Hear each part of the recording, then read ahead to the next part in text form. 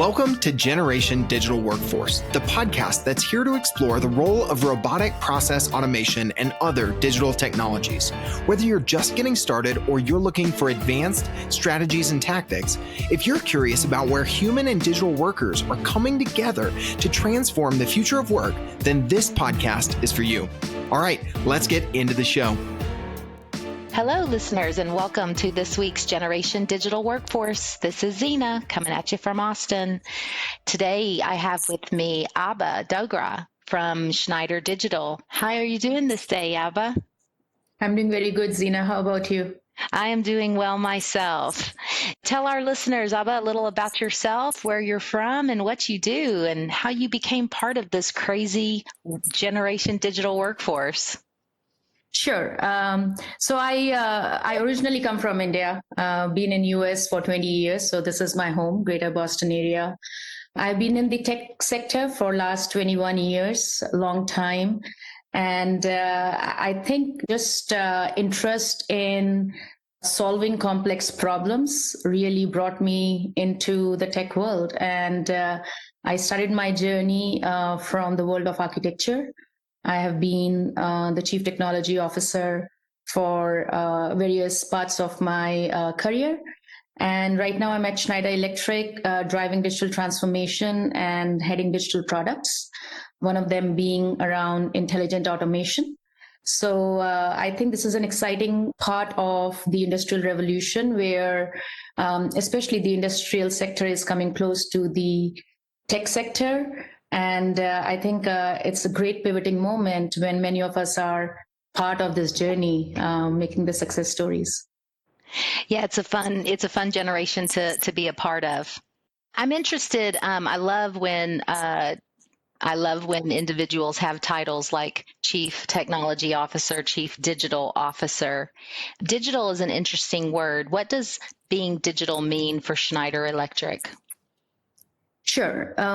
So at Schneider, we look at digital from two different optics. We look at digital from really digitizing our operational backbone, meaning when you are in any kind of corporate setup, you have to have your back-end office running, which, depending upon the age of an organization, can be a mixture of systems, meaning software systems, and manual efforts, where the stakeholders interact with those software systems manually.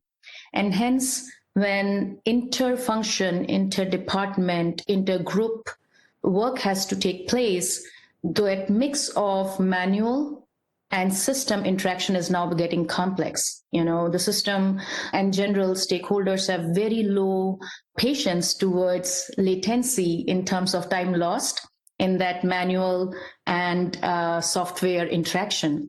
So one of our focus area is what you call as digitization is how do you further streamline the operational backbone where the human to system interaction can be minimized? How can you make it more and more streamlined where everything happens in a self-servicing manner? People can do a lot of self-servicing, access the information digitally without having to maybe open up a ticket or dealing with a help desk ticket. How can this all be done in a self-servicing manner by the end user? And for things to happen in a self-servicing manner, for an end user, there's a lot of system level integrations. There's a lot of technical debt that you have to streamline. There is a lot of modernization of infrastructure, modernization of systems, modernization of processes that you have to do. You also have to do modernization of human capital in the organization to be trained to not use manual mechanisms of picking up the phone and calling up someone on help desk. So it's a multidimensional transformation. That's one of our focus area. And the second focus area is how do you create new innovative mechanisms to offer digital solutions to even your end customers, which we call as digital offers. How can we be creative to come up with new opportunities to generate revenue, but also to serve up our customers by offering them software solutions that classically they might not have envisioned. An example being analytics-based maintenance of your plants, doing predictive maintenance of your plants. Everything that you do in the Internet of Technology space can now be offered up as software components. So that's second piece of our focus area, which is more end customer based. So we are really looking end to end, internal and external, to become much more digital in terms of software competency as the primary mechanism of us doing our business end to end. I really think that's interesting. You've taken a two-prong approach to digitalization, internal, external, figuring out both how to improve your business through optimization, creating digitization and solutions that enable self-service, but also commercialization, enable to take that, turning things digital and actually commercialize them into your customer base, not only to potentially strengthen your business through additional revenue offerings, but strengthen your business through increased customer satisfaction. I'm curious how the business, both internally and your customers, are adapting. This is a big change. How are they culturally taking on this change? As I mentioned in the beginning of the discussion, that we are in a very nice pivoting point. If you look at, in the 2010 timeframes, when three major disruptions happened: cloud happened, business intelligence came beyond just reporting, and with the advent of artificial intelligence and machine learning technologies, and with the compute and infrastructure becoming affordable, it kind of became possible for even the non-traditional technology sectors to start taking advantage of it. So I think to answer your question, the first thing is there's an awareness. What is being referred as Industrial Revolution 4.0 is actually a thing. It is real now. It is actually in the execution mode. It's no more in the strategy mode. It's no more in the visionary mode. It's actually in the execution mode. So when we talk about our external customers and generally across multiple verticals, not just, industrial sector, there's an awareness now. People are aware that we have to move into this path. But yes, you are right. How do you actually move in that path while doing your business as usual, while keeping your lights on? So I think both internally and externally, there are three factors that are very important. One is partnering by not just providing a solution and just dropping it off on the shelf, but actually partnering as a thought leader, both internally and externally. The people like us needs to be listening, needs to be ensuring. I see our role as an educator, as a knowledge creator, and as a solution provider. Because one cannot just assume that because there is a software or a digital solution available, it can be easily consumed by the non-digital sector. There's a lot of education, awareness, refinement in your digital solution that has to be constantly done to make it happen both internally and externally. But I must say that, especially in the last 3 to 4 years, there is a desire across the gamut to actually be on this journey. And we just have to be patient and work as thought leaders while also as a solution provider. Yeah, I think you explained what it means that every company is a tech company quite well. We've heard that for years and years. Every company is a tech company, but you're really living it and breathing it there at Schneider. Tell us a little bit about the successes that you've had, already. Maybe over the last 6 months or year, and then we'll dig into some other cool topics. Sure. So I think Schneider has been on this journey for a long time. I think it has been a leader in its digital transformation journey, our success through our IoT space. But maybe I can zoom in a little bit more on our internal process digitization, because Schneider is a huge setup. I call it a mini country than a company. Very diverse, very inclusive setup.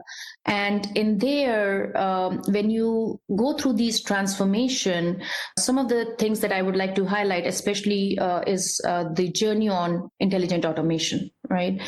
That is one area where, as I mentioned, there is a lot of existing internal processes in every organization. For example, if you pick up our finance function, invoices come, invoices gets paid off, you get queries from your customers through various different channels, through emails, through PDF documents.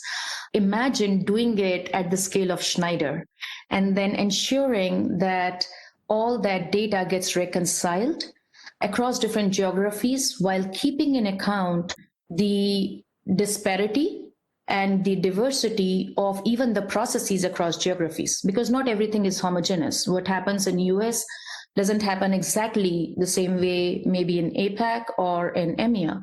So keeping all of those disparities together into mind, but still trying to converge to a common aspect of handling that situation, automating it, and then reconciling the data in a high quality, in a scalable, and in an automated manner. So that is something we are automating right now by applying a whole slew of technologies. That includes RPA as being a fundamental technology there, but also we apply technologies like OCR, image recognition. We apply a lot of open source technologies of Python. We apply a lot of cloud technologies for data storage. We also apply technologies like AI and ML for actually analyzing the information that might be coming in form of an attachment to an email, a PDF file, a scanned document. So we have now automated all of those end-to-end processings. Again, we have a long journey. We have started to do it incrementally in phases and waves, as I call it. So that's a fantastic part of our process. Likewise, in our customer care department, in our customer care department, we get a lot of queries from different channels. We get it in form of Q&A on our websites where we have live agents addressing those queries. Or sometimes we get them again in form of attachments, phone calls to our customer care department.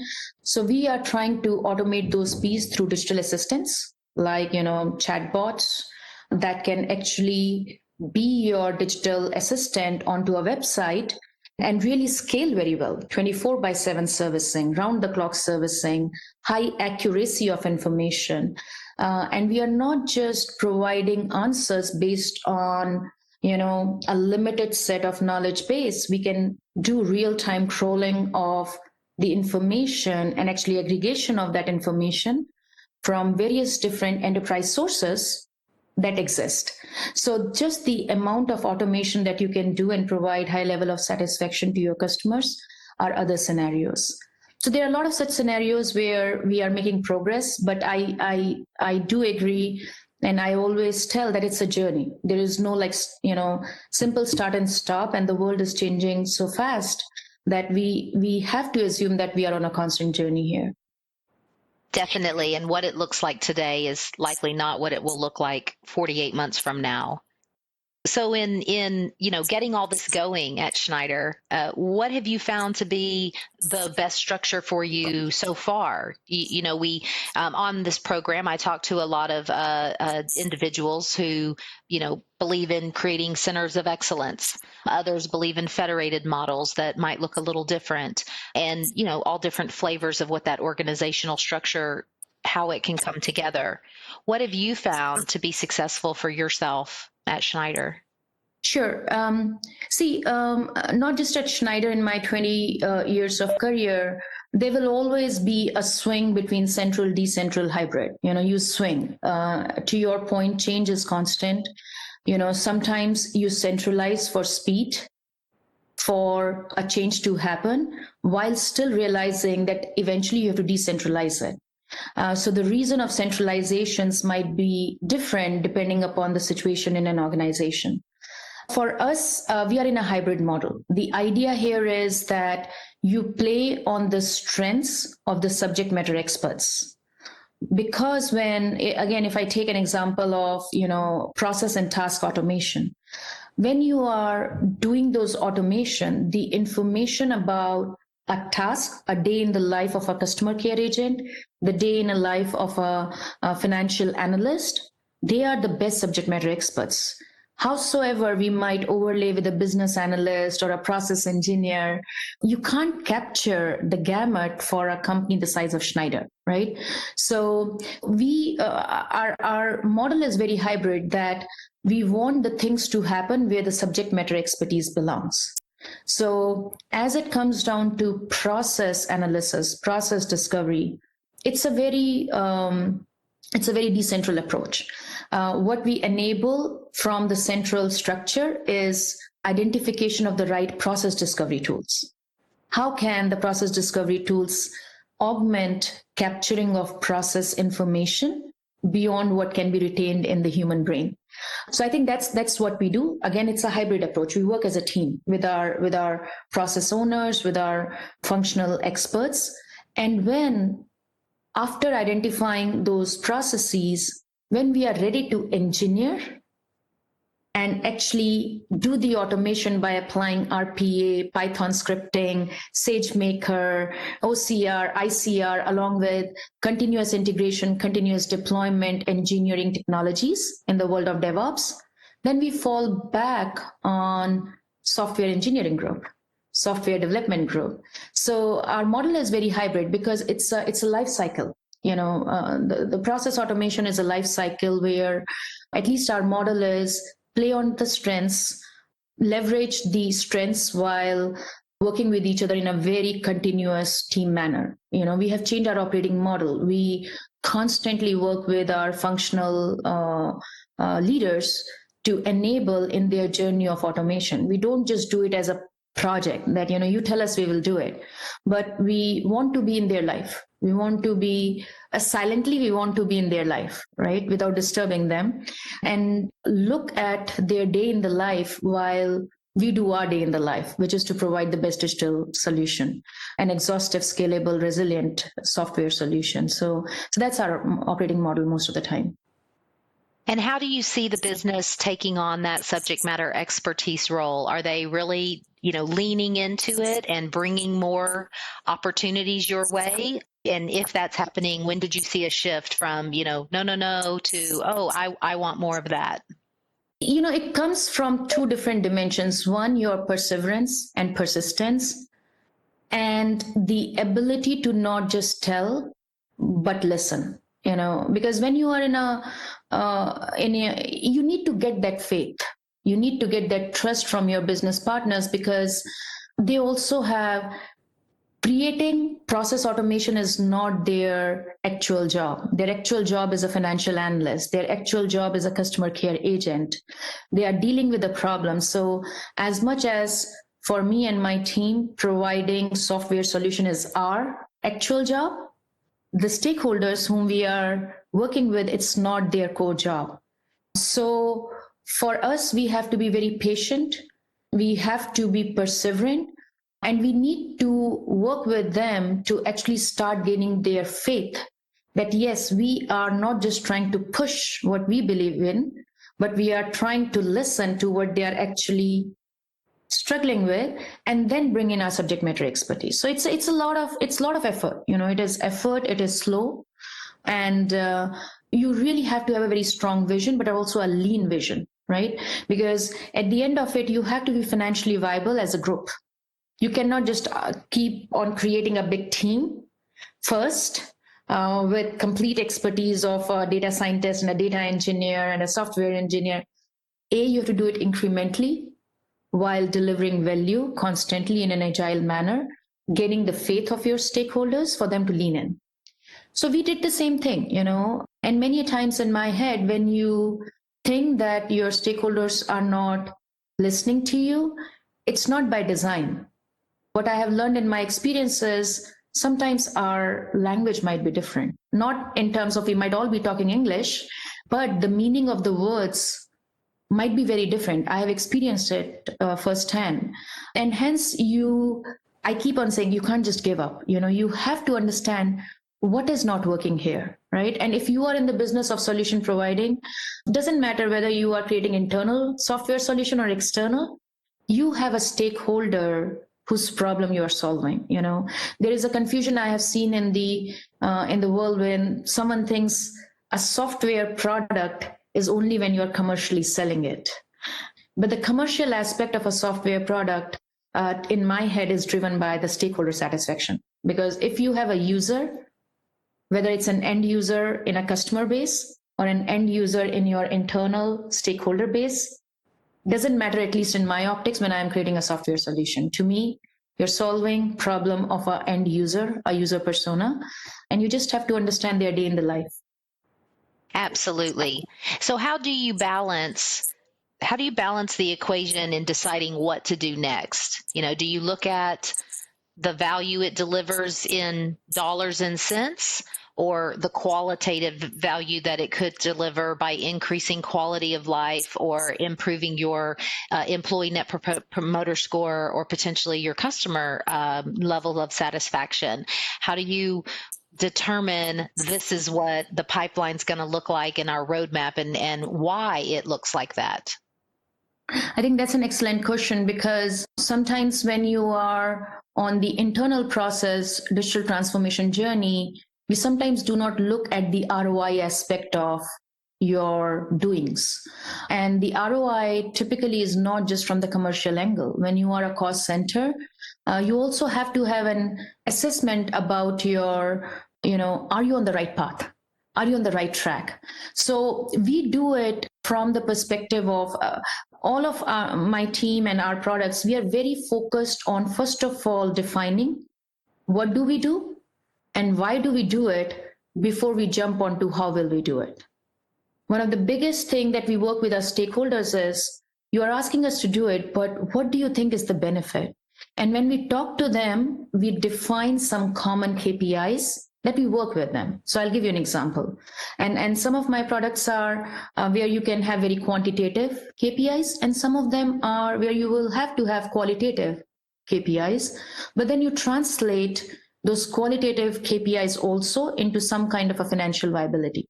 So for example, if you are working on, say, a solution around identity access management, you can't translate the value in pure dollar terms. You can't say that if I'm doing authentication and authorization, single sign-on and single log-on the right way, then I help in the top line growth of X dollars, or in the cost savings of Y dollars. You can't do that. In fact, there is more spend.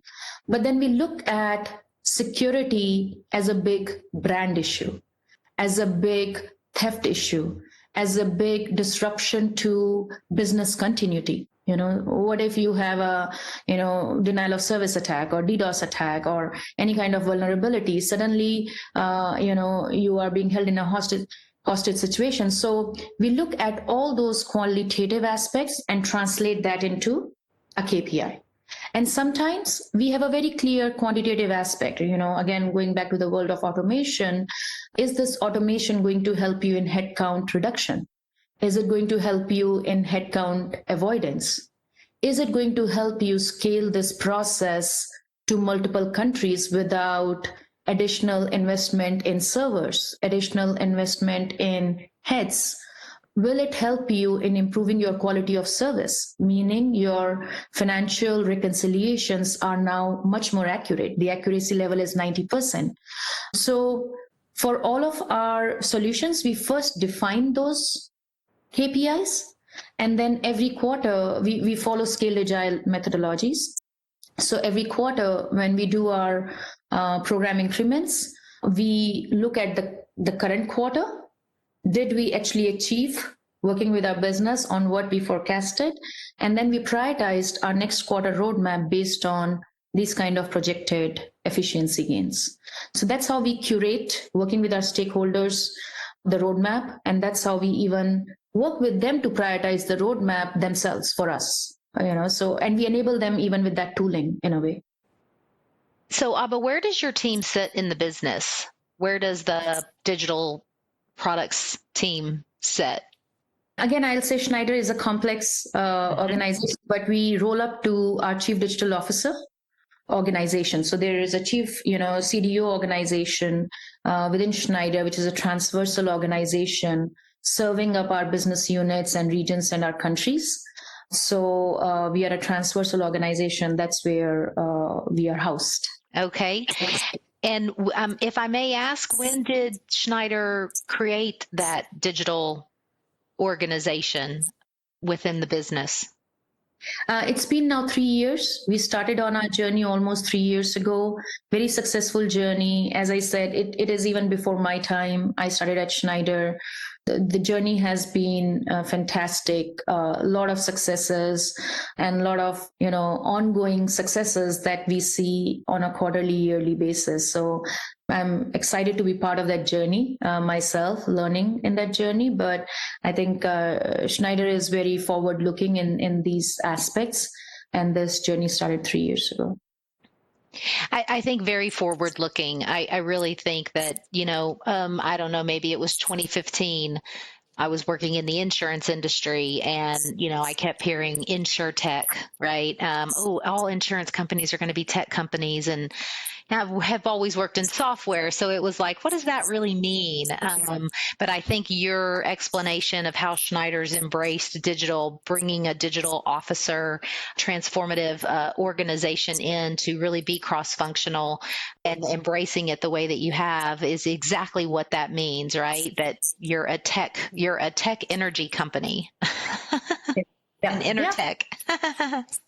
Very good. So what's next on the horizon, Abha? What does your next 6 months look like?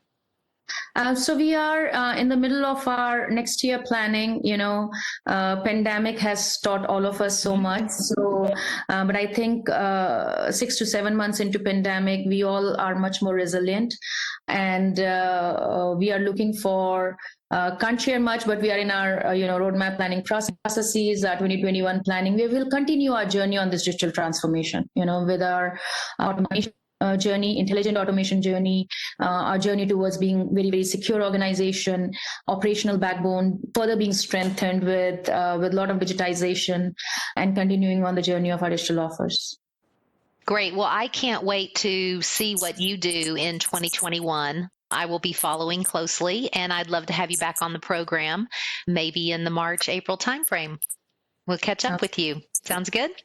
All right. Well, thank you, Abha, for joining us today. Really appreciate it. Same here. Thank you so much, Zina, for your time. And for all of our listeners out there, thank you so much for joining. This does us for this week's edition of Generation Digital Workforce. And until next time, have a good day. You've been listening to Generation Digital Workforce. If you want to hear more about RPA, AI, and other cognitive technologies that are shaping the future of work, join us next time as we continue to go deeper on these topics with industry innovators and experts. To make sure you never miss a future episode, subscribe to the show in your favorite podcast player.